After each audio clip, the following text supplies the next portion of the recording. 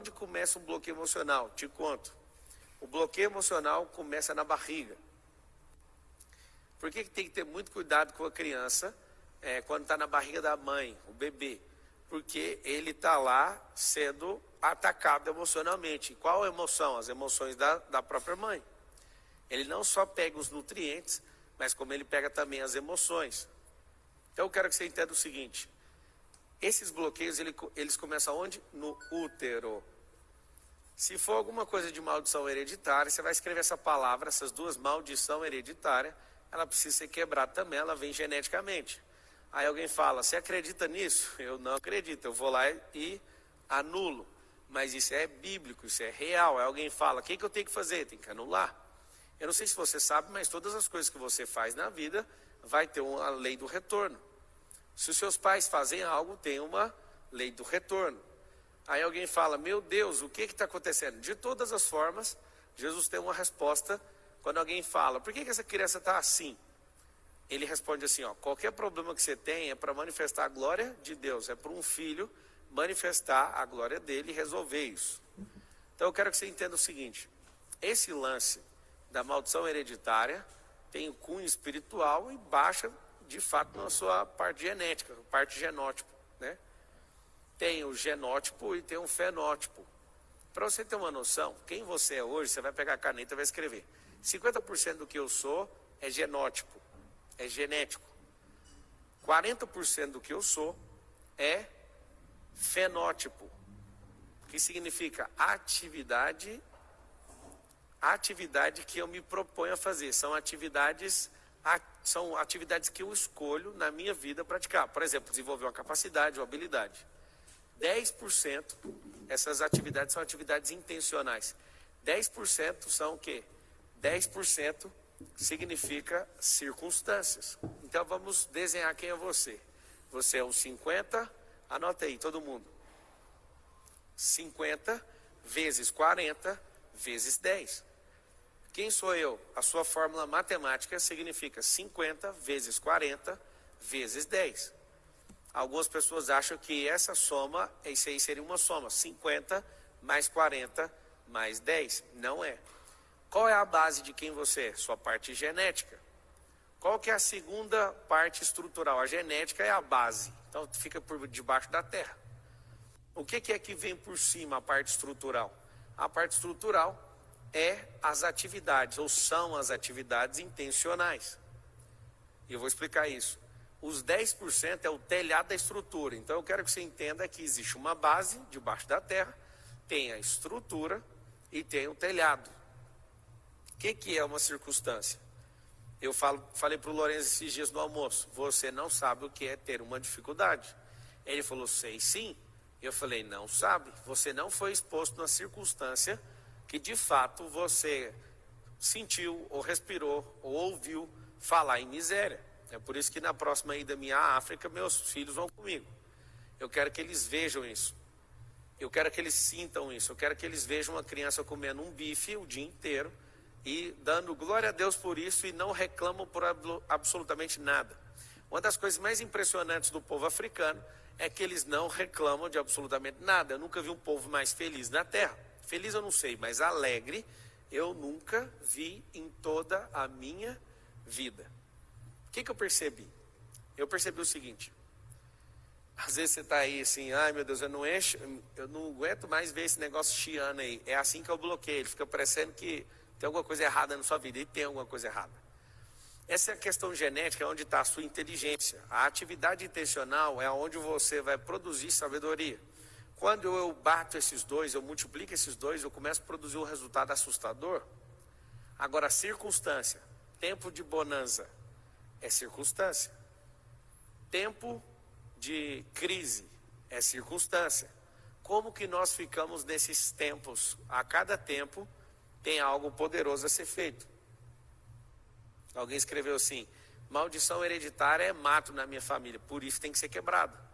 Eu sei que os ignorantes não gostam quando eu falo isso, mas essa é uma realidade. Todas as coisas que acontecem no mundo natural, acontecem também no mundo da alma, que é o mundo da energia, e no mundo espiritual, que é um mundo metafísico. Eu sei que algumas pessoas odeio esse tipo de assunto, mas, por exemplo, tem DST tanto no corpo, tem DST na alma e tem DST no espírito. Quando você se envolve com pessoas, você contrai para si mesmo DST em todas as esferas. E é disso mesmo que eu estou falando, sobre sexualidade. Quando você quebra um princípio de aliança ou se envolve com outra pessoa, o que você vai conseguir é buscar aliança tanto física, almática e espiritual. Pablo, o que você está querendo com isso? É uma coisa muito simples, te mostrar que existem bloqueios em todas as esferas e tem como destravar todos eles. Mas o que faz você ser uma pessoa impressionante ou não, é o que você faz com os 40% que depende da sua intencionalidade. A sua intenção manda em tudo. Como assim a minha intenção? Você pode ficar trabalhando e não aprender nada o ano inteiro. Desde quando eu descobri isso aqui que eu estou te falando, exatamente, descobri em 2005. Quando eu descobri em 2005 que eu não poderia me envolver com atividades que evitam dor apenas, mas que eu deveria me envolver em atividades que eu estava aprendendo, eu não parei, eu virei um monstro. Eu posso confessar uma coisa para vocês, eu virei um monstro. Pablo, um monstro de quê? Você senta para falar de construção, eu entendo. Você senta para falar de música, eu entendo. Você senta para falar comigo sobre internet, eu entendo. Você senta para falar comigo de família, eu entendo. Você senta para falar de riqueza, finanças, eu entendo. Você senta para falar comigo sobre empresas, eu entendo. Você senta para falar sobre negócios, sobre imagem, sobre bloqueio emocional, sobre Bíblia. Você senta para falar comigo sobre essas coisas, você vai dar risada. Se você sentar comigo para ouvir sobre network, você vai dar risada. Pablo, você está querendo mostrar que é bom para nós? Não, só Deus é bom. Eu sou um monstrinho aqui na Terra. Por quê? Porque esses 40% da minha atividade intencional, eu dediquei 100% intencional para aprender. Por que eu aprendi? Para não depender. Só que todo o meu processo de atividade intencional, eu percebi que os bloqueios me paravam. Se você perguntar sobre livro, eu tenho editora. Estou querendo comprar uma gráfica, inclusive. Você pergunta de corrida, eu sou piloto. Você pergunta de desfrute, tem resort. Você pergunta tanta coisa para mim, eu vou te falar, eu tenho isso aí. Eu já aprendi isso, ou eu trabalhei nisso. O que eu quero que você entenda é o seguinte. Eu não falo isso para me vangloriar, eu falo para você, tem como você não viver um único dia sem aprender. Quando você resolve os seus bloqueios e vai quebrando eles por etapas, o que vai acontecer com você? Você vai jogando esses bloqueios tudo no lixo. Pablo, e a escola? Eu confesso para você que de tudo que deu resultado para mim, a escola inteira, do primário ao pré, a primeira, a segunda, a terceira, a quarta, a quinta, a sexta série, a sétima série, a oitava, a nona série, não sei se tinha nona na minha época, acho que não. Oitava eu ia para o primeiro ano, primeiro, segundo, terceiro ano, né, que foi o ensino médio. Meus 5 anos de faculdade de Direito, eu posso asseverar uma coisa para você. Todo o período que eu fui escolarizado, talvez represente 1 ou 2% de tudo que eu virei. O que eu quero que você entenda é o seguinte, se você não for intencional na sua vida, a parte mais poderosa da multiplicação não vai acontecer. E você vai achar que você é igual aos seus pais. Deixa eu te falar, aquela expressão, filho de peixinho, peixinho é, aquilo é uma balela, é uma mentira. O que você tem que entender é que você não é igual aos seus pais. Você precisa honrar seu pai e sua mãe até o último dia de vida. Mas tem um detalhe, não existe esse peixinho, peixinho é. Várias pessoas foram enganadas, elas seguem na mesma profissão dos seus pais, elas vão continuar fazendo o que seus pais querem, mas não vão assumir aquilo que Deus chamou.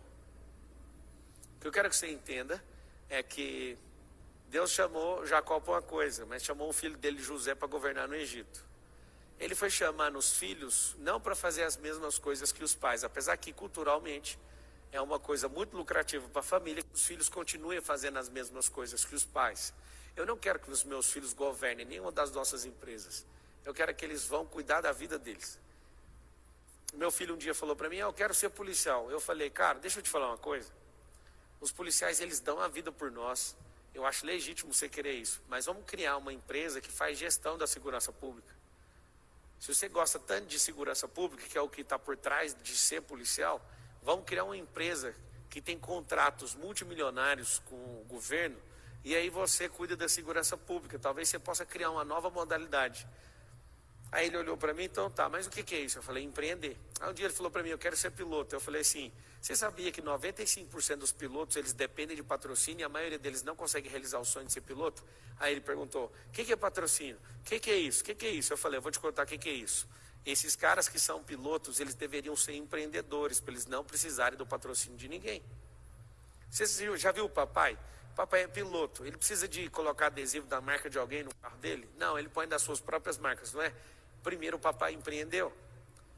Então eu quero que você entenda o seguinte, sonhe com o que você quiser, seja empreendedor, faça o que você quer por hobby.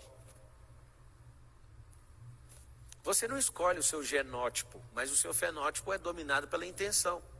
Você não escolhe a sacanagem que alguém faz com você, isso é 10%, significa circunstância.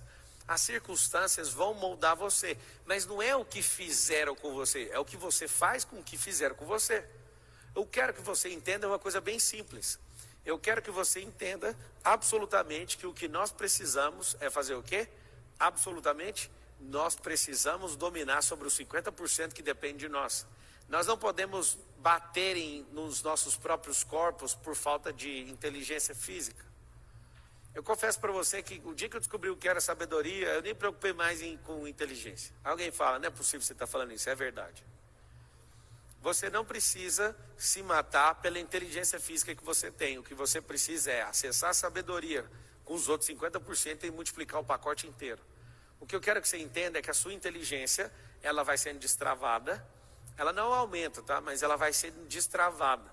Você ganha mais ilhas neurais, você ganha mais acessos, você ganha uma carga poderosa, mas a sua inteligência, inclusive você deve ter puxado da sua mãe, que a probabilidade é que as inteligências sejam puxadas da mãe. E aí o que acontece? O que vale não é o pacote genético, ele não pode ter defeito. Tem alguns circuitos cerebrais que têm defeito, né, no seu próprio nascimento, você sabe do que eu estou falando. Mas se você é uma pessoa normal, pode ficar à vontade, você pode virar um monstro igual eu. Tem aquele dia que você fala assim, ó, eu vou ser intencional. Por que eu vou mostrar esses bloqueios para vocês? Eu nunca quis ser o doutor dos bloqueios, eu não queria ser o maior desbloqueador, não sei das quantas. A única coisa que eu queria era que as pessoas batessem o resultado numa companhia onde eu era executivo. E eu percebi uma coisa, as pessoas eram honestas, felizes, segundo o relato delas mesmas, elas eram esforçadas, trabalhadoras, transparentes, mas não batiam o resultado. Eu percebi, o que tem de errado nessas pessoas? E aí eu comecei a empreender dentro de um negócio de alguém. Eu comecei a resolver o problema das pessoas que trabalhavam comigo. O que aconteceu? Aconteceu um milagre. Eu entendia que tudo que as pessoas falavam não era verdade. E o milagre foi simples. As pessoas, elas não falavam a verdade, não é porque elas estavam falando mentira. É porque elas não sabiam a verdade do problema delas. E aí eu quis estudar sobre isso. Aí comecei a estudar sobre reprogramação mental. Quando eu descobri, as pessoas, elas ficam inventando conversa sem saber se é verdade ou se é mentira. Eu percebi que elas se apoiavam em crenças e queriam sustentar aquilo como pessoas que ficam com um defunto dentro do salão da sua própria alma, tentando ressuscitar isso por longos anos. E aí eu comecei a olhar para algumas pessoas e falava, essa pessoa tem isso. Aí eu pesquisava isso no livro e olhava e falava, realmente o bloqueio dela é esse? Eu comecei a ver que pessoas que não têm pais, que não têm a figura paterna principalmente, em casa, são pessoas mais frágeis. Inclusive o próximo dia dos pais está chegando e eu vou passar esse próximo dia, eu vou passar pelo menos por 1 hora com os meus filhos na porta de um presídio. E eu vou sentar com eles na calçada e vou mostrar para eles. Está vendo esse aqui? Hoje é dia dos pais. Você não está vendo ninguém aqui na calçada. Você não está vendo ninguém entrando. Você não está vendo absolutamente. Hoje é dia dos pais. O que os pais deveriam fazer? Vir aqui ver os seus filhos. Você sabe por que você não está vendo eles aqui, filhos? É porque, na verdade, eles não têm pais. E se tiverem pais, esses pais não deram atenção para os seus filhos no tempo oportuno. E acontece que eu vou voltar no próximo ano e vou mostrar o Dia das Mães. No Dia das Mães, se tiver 5.000 presidiários num complexo prisional, aparece 5.500 mães. Mas no Dia dos Pais, se tiver 5.000 presidiários não aparece nem 50 pais.